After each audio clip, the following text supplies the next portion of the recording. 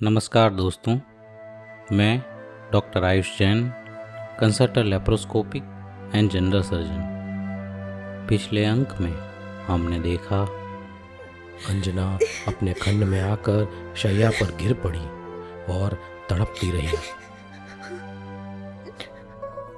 उधर राजकुमार पवनजय अपने मित्र प्रहसित के साथ सेना की छावनी में पहुंचे।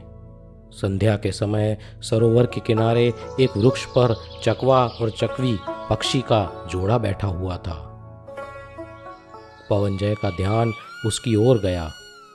उन दोनों को एक दूसरे से प्रेमालाप करते देखकर उसे विचार हुआ कि अगर इनमें से कोई एक ना होता तो दूसरा उसके वियोग में कितना तड़पता है। यह विचार होते होते उन्हें विचार आया, मेरी पत्नी अंजना सुंदरी तो अपने पति के विरह की पीड़ा पिछले 22 सालों से भुगत रही है। वह कितनी दुर्बल और क्रुश हो गई है। आते समय भी उसने मेरे लिए उत्तम भावना की, पर मैं नीच उसका अपमान कर दिया। मेरे जैसे पत्थर हृदय ने बिना किसी अपराध के 22 साल तक उसका अपमान किया है। कहीं ऐसा ना हो कि जाते समय मेरे अनादर के कारण उसकी जीने की इच्छा ही खत्म हो जाए और वह अपने प्राण त्याग दे। नहीं नहीं, मुझे वापस जाना होगा। अंजना सुंदरी से अपने व्यवहार की क्षमा मांगनी होगी। अपनी यह व्यथा उन्होंने मित्र प्रहसित को बताई। प्रहसित ने कहा, मित्र, तुम्हें अंजना से मिलने जाना चाहिए, पर युद्ध को भी हम नहीं छोड़ सकते। हम एक उपाय करते हैं। संध्या हो चुकी है। युद्ध दूसरे दिन सूर्योदय से ही शुरू होगा। हम दोनों अभी अंजना जी के पास चलते हैं। तुम अंजना जी को मना लेना और अपनी व्यथा उसे बता देना। सूर्योदय से पूर्व हम वापस आ जाएंगे। तुम्हारा समागम ही उसके जीवन का आलंबन है। दोनों मित्र सूर्यास्त होने पर आकाश मार्ग से चल दिए। दोनों महल के बाहर आए और चुपके से अपने महल में प्रविष्ट हुए। दीपक के मंद मंद प्रकाश में दोनों चलते हुए अंजना सुंदरी के कक्ष के पास आए।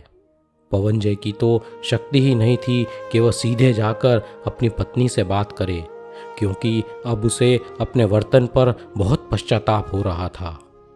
सो प्रहसित चुपके से अंजना सुंदरी के कक्ष में गया।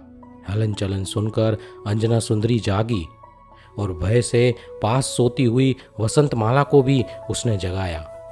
और अंजना सुंदरी ने कहा, कौन है? प्रहसित ने अपनी पहचान दी और नमस्कार किया और पवनजय के आने की सूचना दी। अंजना को एक बार के लिए लगा कि यह एक स्वप्न है। उसने कहा, हे प्रहसित, मुझ जैसी पुण्यहीन और परित्यक्ता स्त्री की हंसी क्यों करते हो? मैं तो अपने मलिन कर्मों से स्वयं ही हंसी का पात्र हूं। प्रहसित ने कहा, नहीं माते, इस समय तुम्हारे दुष्कर्म निश्चय ही नष्ट हो गए हैं, क्योंकि प्रेम रूपी गुण से सींचा हुआ तुम्हारा हृदय वल्लभ स्वयं तुम्हारे पास आया है। बात सुनकर पवनजय भी कक्ष में आया। उसकी नजरें नीची थी। उस समय अंजना सुंदरी शैया पर बैठी थी। ज्यों ही उसने अपने प्राणनाथ को आते देखा, वह खड़ी हुई। पवनजय ने उसका हाथ पकड़कर उसे फिर से शैया पर बिठा दिया। अंजना का हाथ पसीने से युक्त था और रोमांच धारण करने लगा था, मानो पति के स्पर्श से उसमें अमृत ही सींचा गया हो। वसंतमाला ने भी पवनजय को नमस्कार किया और कुछ देर बाद प्रहसित और वसंतमाला उस शयन कक्ष से चले गए और अंजना सुंदरी और पवनजय कक्ष में अकेले रह गए। विवाह के 22 वर्षों के बाद यह अवसर आया था। पवनजय अपने कार्यों से लज्जित था और अंजना सुंदरी भी प्रथम बार अपने पति से बात करने में लज्जा महसूस कर रही थी। पवनजय ने कहा, हे देवी, मेरे समस्त अपराधों को भूल जाओ और मुझे क्षमा करो। मैं तुम्हारे चरणों में गिरकर क्षमा मांगता हूँ। इतना कहकर पवनजय ने अपना मस्तक अंजना सुंदरी के चरणों में रख दिया। अंजना सुंदरी ने एक आदर्श आर्य नारी की भांति अपने पति को क्षमा किया और अपने कर कमलों से उनका सिर उठाया। पवनजय ने अंजना सुंदरी का आलिंगन किया। अंजना सुंदरी भी अपने पति के साथ इतनी लीन हो गई मानो कहीं फिर से वियोग ना हो जाए। इस डर से उसके शरीर के भीतर ही वह प्रविष्ट हो जाना चाहती थी। आमोद प्रमोद में पूरी रात्रि शीघ्र ही व्यतीत हो गई। सुबह जब क्षितिज के पास सूर्योदय का लाल रंग दिखना शुरू हुआ तो पवनजय ने कहा, प्रिय, मैं गुप्त रूप से आया हूं और मुझे गुप्त रूप से ही छावनी में पहुंचना है। तुम आनंद से रहना, किसी प्रकार की चिंता ना करना और अपने आरोग्य का ध्यान रखना। मैं शीघ्र ही आऊँगा। अंजना सुंदरी ने कहा, नाथ, आप विजय प्राप्त करके शीघ्र लौटें। मैं ऋतु स्नाता हूँ। कदाचित अगर गर्भ रह जाए तो अन्य लोग मेरे चरित्र पर शंका करेंगे और मुझ पर कलंक लगाएंगे। तब मैं क्या उत्तर दूंगी? सारे महल में सब जानते हैं कि इन 22 वर्षों में आपकी मुझ पर पूर्ण विरक्ति रही। आप और मैं एक क्षण भी नहीं मिल सके। ऐसी दशा में संदेह होना स्वाभाविक है। इसलिए आप मातेश्वरी से मिलकर पधारें तो अच्छा होगा। पवनजय ने कहा, नहीं प्रिय, उत्सव के साथ मेरा विजय प्रयाण करने के बाद मेरा गुप्त रूप से पुनरागमन पिताजी के मन में संदेह भर देगा और वे मेरी शक्ति पर विश्वास नहीं करेंगे। उन्हें लगेगा कि मैं युद्ध से डर कर छोड़कर यहाँ पर आया हूँ। इसलिए मेरा गुप्त रूप से जाना ही सही है। वसंतमाला को मैं समझा दूंगा और यह लो मेरी नामांकित मुद्रिका। आवश्यकता पड़ने पर तुम इसे दिखा देना। वैसे भी मैं युद्ध समाप्त करके शीघ्र ही आ जाऊंगा। अंजना ने मुद्रिका लेते हुए कहा, आर्यपुत्र, आप अवश्य विजयी होंगे। अंजना ने अश्रु भरे नयनों से अपने पति को विदा किया। 22 सालों से अंजना के हृदय में जो चक्रवात चल रहा था वो अब शांत हो चुका था। उसे अपनी मनचाही चीज मिल चुकी थी।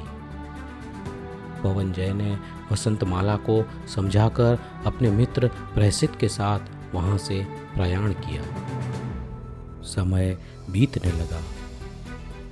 अंजना सुंदरी अब खुश रहने लगी थी। उसका मन प्रफुल्लित रहता था। कुछ समय के बाद अंजना सुंदरी गर्भवती हुई। उसकी कांति बढ़ने लगी। गर्भ में आए हुए उत्तम जीव हनुमान जी के कारण उसकी चाल में पहले से भी ज्यादा निखार आ गया। उसके गर्भवती के लक्षण दिखने लगे। उसकी सास केतुमती को संदेह हुआ। वह अंजना की भर्त्सना करती हुई बोली, पापिनी, तूने यह क्या किया?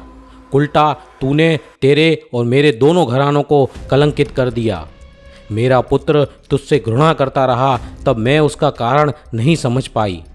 आज पता चला कि तू खुद ही व्यभिचारिणी है। पवनजय के युद्ध में जाने के बाद तू गर्भवती हुई। तेरा पाप छुपा नहीं रह सका। सासू द्वारा लगाए गए इस घोर कलंक से अंजना सुंदरी के हृदय पर जैसे वज्राघात लगा। उसने सफाई दी, रात की घटना बताई, पर उसकी बात सुनने को सास तैयार ही नहीं थी। उसने पवनजय की दी हुई मुद्रिका भी सासू के सामने रखी, किंतु इससे तो सासू जी का क्रोध और भड़क उठा। दुष्टा, तेरा पति तेरे नाम से भी घृणा करता था। वह तेरी छाया से भी दूर रहा। उल्टा स्त्रियां अपना पाप छिपाने के लिए कई छल और युक्तियां जानती हैं। तूने कोई चाल रचकर मेरे पुत्र की मुद्रिका प्राप्त कर ली होगी और अब यहाँ मेरे सामने सती बनने का ढोंग कर रही है। मैं तेरी इस चाल में नहीं आ सकती। तू इसी वक्त यहाँ से निकल जा। तेरे जैसी कुल्टा को अब मैं यहाँ नहीं रहने दूंगी। यहाँ पर एक बात और मैं कहना चाहूँगा। कई जगह कई अन्य ग्रंथों में केतुमती को अत्यंत क्रूर और राक्षसी स्वभाव की बताया गया है, उसके इस वर्तन के कारण। परंतु अंजना की सास केतुमती का ऐसा बर्ताव करना सकारण ही था। ऐसी स्थिति में कोई भी प्रतिष्ठित व्यक्ति यह सहन नहीं कर सकता। हम लोग सारी बात पहले से जानते हैं इसलिए इस सारी बात में अंजना सुंदरी को हम प्रारंभ से ही निर्दोष मानकर चलते हैं। पर केतुमती के सामने अंजना की निर्दोषता सिद्ध नहीं हुई थी, क्योंकि उसने तो यही देखा था कि पुत्र और पुत्रवधू में विवाह के बाद बात तक नहीं हुई है, और जब पवनजय यहाँ पर नहीं है तो यह गर्भवती कैसे हुई। इसलिए उसकी इस निर्दोषता का वह विश्वास कैसे करे। सखी वसंतमाला ने अंजना की निर्दोषता और पवनजय के आगमन की साक्षी दी, पर सास केतुमती पर उसका बिल्कुल उल्टा प्रभाव हुआ। सचमुच जब अशुभ कर्मों का उदय आता है तो अनुकूल उपाय भी प्रतिकूलता उत्पन्न करते हैं, जैसा कि यहाँ हुआ। वसंतमाला की साक्षी ने आग में घी का काम किया। कुटिनी, तू ही इस पापिनी के पाप की संचारिका रही है। तू ही किसी दूसरे पुरुष को चुपके से महल में लाती होगी और मेरे पुत्र की आंखों में धूल झोंककर उसकी मुद्रिका तू चुरा लाई। तू भी यहाँ से निकल जा। इस प्रकार केतुमती ने अंजना सुंदरी और वसंतमाला दोनों को धक्का दिया और सारा वृत्तांत अपने पति को वह बता के आई, और दोनों को नगर से बाहर भेजने के लिए रथ बुला लिया गया।